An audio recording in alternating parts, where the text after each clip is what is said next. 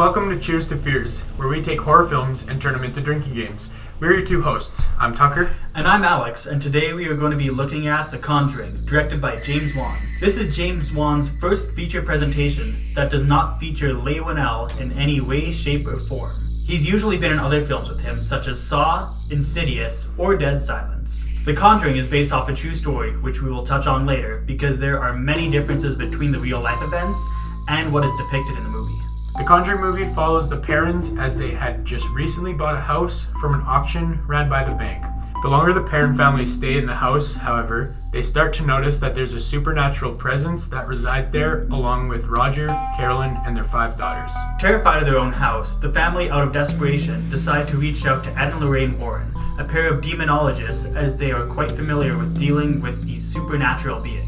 From the very moment the Warrens step foot in the home, they immediately know that not only are the Perrons telling the truth, but one particular entity haunting the house latched onto the Perrons and has malicious intent. At this point in the video, we will be talking about some spoilers in the film, so please take the time to watch The Conjuring before watching this video, using our drinking rules posted on screen. Trust us, the jump scares in this movie are worth experiencing through the film in its entirety. After you're done watching the movie, please come back and we will dive into our results with the rules as well as discuss our thoughts of the movie. Or if you have already seen the movie or simply do not care enough about spoilers, let's look at the rules in depth. As tradition, our first rule is death. You see one, you drink. For this movie, we had to do a few things differently. We only counted deaths that were mentioned in the movie. Examples of this would include the story on how somebody ended up dying in the movie. We had to do it this way because of the lack of deaths on screen. With the modification of this rule, we came across a total of 6 drinks for it. She won't let her leave the house. What? What do you mean? If we take her out, the witch will kill her. Secondly, you take a drink whenever you hear someone scream, cry, or yell. This made up for the most drinks for a single rule in this movie, which by the way was 28 drinks. For perspective, if you take 30 sips per can, take a long, hard sigh because there are still 8 more rules to get through. Next up, we have a common horror movie trope that has not been used in a while, which is you must drink when you spot a jump scare. With this rule, we counted 14 drinks, and most of these jump scares were not as cheap as some of the other horror movies that we've talked about here on the channel.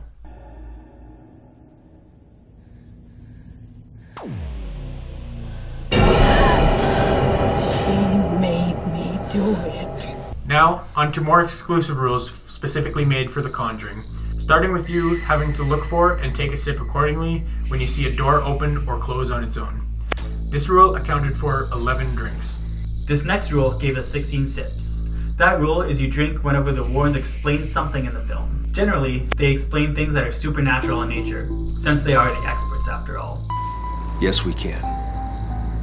Firstly, there's no such thing as Annabelle, and there never was. Ghosts don't possess such power. I think what we have here is something extremely manipulative. It's something inhuman. One tedious rule that we made is that you drink whenever you hear clapping or knocking. The worst part about this rule is that if you heard either a clap or a knock, you know that there was going to be more to follow. This rule influenced us to take 22 sips. Wanna play hide and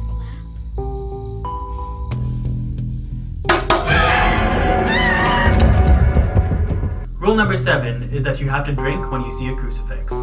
This rule gave us 18 drinks, but if we keep this rule around for some of the other Conjuring Universe movies, it will get a lot worse. Trust us. We had a total of 22 sips for this next rule. That of course being, drink when you see a supernatural entity. So make sure you keep your eyes peeled because some of them are easy to miss from time to time, especially when you have to keep track of all of the other drinking rules. Second to last, you must drink when you witness a light go out. This can vary between light bulbs exploding, lights being turned off, or even fires going out. We counted 9 occasions where the lights suddenly faded. Finally, raise your glass and have a sip when you see 3:07 on a clock, or somebody says 3:07. This occurred just enough to get its very own rule made for it, as this happened 7 times in the film, which is a breath of fresh air compared to other inflated numbers we had for some of our other rules. On to the drinking totals for this movie. The total number of sips for The Conjuring comes to 153, which if you were taking 30 sips per standard 12-ounce can, that would come to barely over 5 drinks. Obviously, the number of drinks per rule did not help us, as we had an average of 15.3 drinks per rule. Which brings us to breaking down some of the rules that gave us way too many drinks. So to start, we had 28 drinks for whenever there's a scream, cry, or yell in the movie. Yeah, that's not that surprising considering it is a horror movie after all, and knowing James Wan's production style, like, there's going to be a lot of screaming happening. Then there was obviously Warren's Explaining Anything Paranormal, which gave us another 16 drinks. But one of the more tedious rules, as we mentioned before, was the knocking or clapping. Mm-hmm. So the main problem with this rule is, thank God we didn't count for like every clap or every knock. So if they double clapped and hide and clap, it was just one drink still, which is good. Yeah. But the worst thing is, like, you get 3 claps and hide and clap. It's like, well, we're gonna have to drink at least 3 times here. Yeah. Or whenever you hear the knocking once, you're gonna hear it again. Yeah, exactly. It did, like, as soon as it happened once, it was bound to happen again, like, 10 seconds later. Exactly, yeah. So when the demons decided to knock, they decided to mock the Trinity. But I guess they were just technically mocking us for having to drink again. Yeah. So I guess it's worth saying we did have another rule added on to our list initially, which was whenever the names Warren, Ed, or Lorraine was said, but we scrapped that for a few reasons. First of all, if we had it in, it would make the rules in the game an uneven number, being at 11 rules instead of 10, which we're going to try and keep consistent from now on, keeping it at 10 rules per game. Yeah. Secondly, it kind of felt forced, as it's just names as opposed to something happening in the movie consistently, such as 307, which is what we replaced it with. And thirdly, but most importantly, it gave us 38 drinks, which is not only dreadful alone, but would have also made the total drinks 191, which is not great at all. Yeah, that would have made it, I think, the worst or best drinking game on the channel. It would have made it the hardest, we'll say. Yeah, hardest for sure. So I guess more or less onto the drinking overall for the movie. The movie started off really slow. Like, I was thinking going in, especially the first like 15 minutes, it felt that it was going to be one of the lowest totals in the movie. Yeah. But then obviously I forget that the Warrens move in and obviously make everything worse. And then the drinks just skyrocket from that point on. Yeah. So yeah, like you said, once the Warrens showed up, that's when things start coming consistently, like the jump scares, seeing the paranormal, Them explaining the paranormal. Yeah, exactly. More things start happening more frequently, and then it just wraps up from there. So I guess moving on to a few more talking points for the movie in general. One of the things that I did like a lot was the synergy and dynamic between Patrick Wilson and Vera Farmiga. The people that played Ed and Lorraine Warren through the movie, I feel like they worked very well together throughout the movie. I feel like they did a really good job portraying them. They did kind of make Ed and Lorraine likable characters. Well, we've been called demonologists. It's one name for us. Ghost hunters, paranormal researchers, Kooks. wackos. But we prefer to be known simply as Ed and Lorraine Warren. Just another point about the movie, I thought that jump scares were a lot better in this Oh movie. yeah, you can see the dynamic kind of change with James Wan. So like there wasn't a lot of jump scares in Saw, which is fine. The jump scares in Dead Silence were kind of forced at times, whereas these ones I feel like were very good. The timing was just very good, and I guess the way that it was set up, I also feel like it was really well done.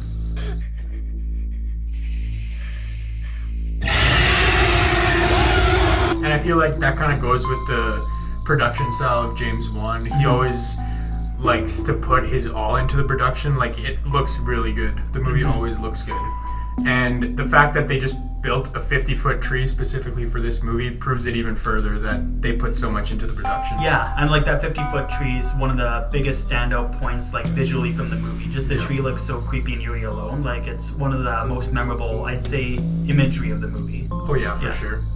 So you want to get into the real story about the parent house? So the parents lived in that house for 10 years. And during their time, I guess Ed and Lorraine Warren did tell them about the story of Bathsheba. So what all happened with Bathsheba is an infant mysteriously died in her care. When the baby was examined, it was determined that there was a fatal wound caused by a large sewing needle that was impaled at the base of the child's skull. So obvious speculation would mean that Bathsheba tried to sacrifice the infant to the devil, and that's the other thing. They did think Bathsheba was demonic, but due to insufficient evidence apparently through the court, she was determined innocent of any wrongdoing. Don't know how that happened. But despite her name being cleared legally, the public was not convinced. Yeah. And actually, Bathsheba has a gravestone in real life, which is in Rhode Island. She just died of old age, but it's kind of interesting that Bathsheba does have a gravestone. Yeah. The Salem witch trials were a very big thing back in these days, so obviously whenever there's something very, very obscure that happens, people automatically assume anybody's a witch. So this whole story could have just been fabricated and passed down from generation to generation. Yeah, which is obviously the more likely scenario, but guess we'll never really know. So going back to the parent household just a bit, there was quite a bit of deaths on that land. For example, some of the deaths included 2 hangings, 2 drownings, 4 freezings, things that happened to an 11-year-old girl, which we won't get into, and suicide by poison, just to list off a few. Yeah, and I guess the only piece of advice that the parents were given once they bought the land is to leave the lights on during the night.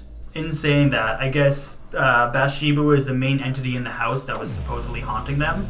So it was very true that she was mainly after Carolyn, so she tried to torture Carolyn by like sticking a sewing needle through her leg, I think, but apparently she was also a sweetheart to Roger. Oh, really? Yeah. Apparently Roger only seen Bathsheba at her best. I mean, it makes sense, I guess. So when the Warrens showed up to try and help Carolyn and Roger get rid of Bathsheba, rather than helping like they did in the movie, they actually made things a lot worse. Oh yeah, so I guess one example is that they did a seance for Carolyn because she was obviously the main person who was being under attack by Bathsheba. In that seance, some things that she did, she levitated, said words in a language that she didn't know, and things were just being thrown across the room. And not only that, but Bathsheba still haunts them supposedly, along with the house. Yeah, so they basically just didn't fix anything. If anything, they probably just put Carolyn through more suffering. Yeah, exactly. And just to carry on about the Warrens, they really weren't liked in the real world. The movie depicts them as heroes, when in reality, many people disliked them and were very skeptical of them. Yeah, exactly. I think you can say that there was some things you could say positive about Lorraine Warren, but Ed Warren, from what I or you have heard in real life, he's just kind of a dick. Yeah, like, I don't know exactly this story, but it just seems like they weren't liked overall, and maybe Lorraine was nicer, but Ed just kind of dragged her down. If you want to say that there was instances of Lorraine Warren actually being a medium or anything like that, what's Ed's power then? Ed was just kind of there. I think it seemed like in real life, Ed was just kind of using Lorraine. Yeah. But then again, I don't know the scenario. I think Ed was very aggressive when it came to some interviews as well. Like, for example, I think somebody wanted to write a book on them and he said just fake a lot of it, or whenever there was an article or something. I think he said that once or twice. So that kind of rubs people the wrong way. Yeah, and that kind of proves the point more that the stories might have been fabricated. Yeah, and if they weren't fabricated, you could say that they were definitely over-exaggerated in some parts of the stories. And a fun fact just about Lorraine Warren, she was actually an extra that was used in the movie. The scene that she appears in is the one where Ed and Lorraine are giving a teaching during one of their classes, and she's just kind of sitting in the crowd there. Yeah, just in the front row. Yeah. But back on topic of the film, the reveal of a lot of the ghosts were very good. The main reason behind that is, even if you saw a ghost, it was still scary in the sense that just seeing that supernatural presence invoked fear. So even if you were scared, you still knew that the ghost was good. It was just really weird. But then again, supernatural presences kind of make the film scary overall. Just because you don't know about them, you kind of have the fear of the unknown. So even though there were the ghosts that didn't mean any harm, there was obviously the ghosts that did want to harm them, such as Bathsheba.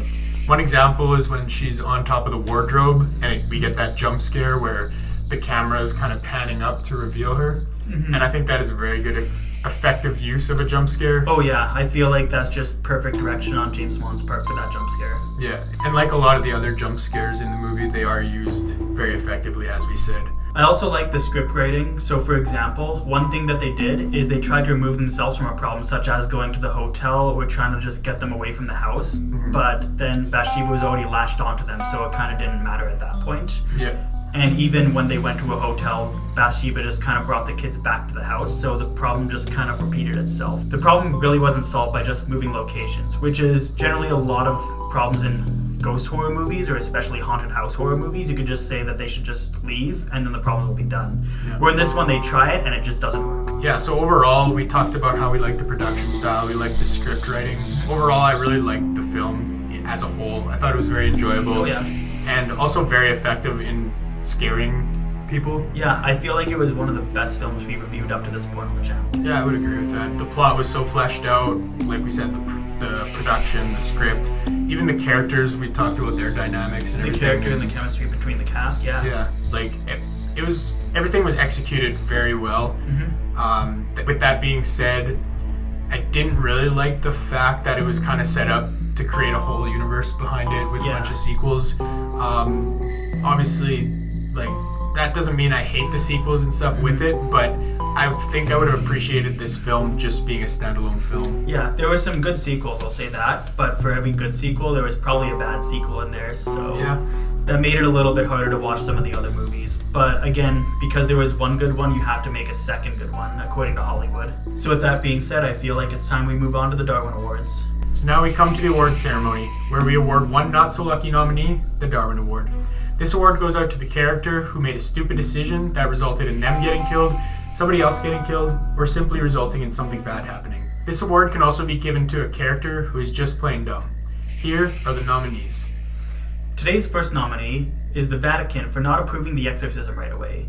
If you see people getting tossed across a room, doors slamming, and you do the research that would suggest that the family is in danger, you should probably help them. Second, there's the nurses at the beginning of the movie for letting a spirit possess the Annabelle doll. The fact that they were being haunted was completely on them for trusting anything that wasn't alive. We also must add that these Darwin nominees exist in real life, so be scared of the human race, everyone. Last, we have Drew for screaming out the exact location of April's hiding spot, making it easier for Bathsheba to find and kill her. And the winner is Drew for giving up April's whereabouts. Drew reminds me of an elderly person who gets phone scammed and then verifies his credit card number over the phone to prove that his credit card is not getting compromised. And with all that being said, we hope you enjoyed our look into The Conjuring. If you end up playing the game alongside the movie, or if you have any feedback or suggestions, let us know in the comments below. On top of that, if you know any other ghost stories that are nothing like the real events in the film, let us know in the comments as well. Make sure to like and subscribe to our channel so you don't miss our next episode on The Conjuring 2, which is actually going to be released on Wednesday. Thanks for tuning in, and this is us saying cheers to fears.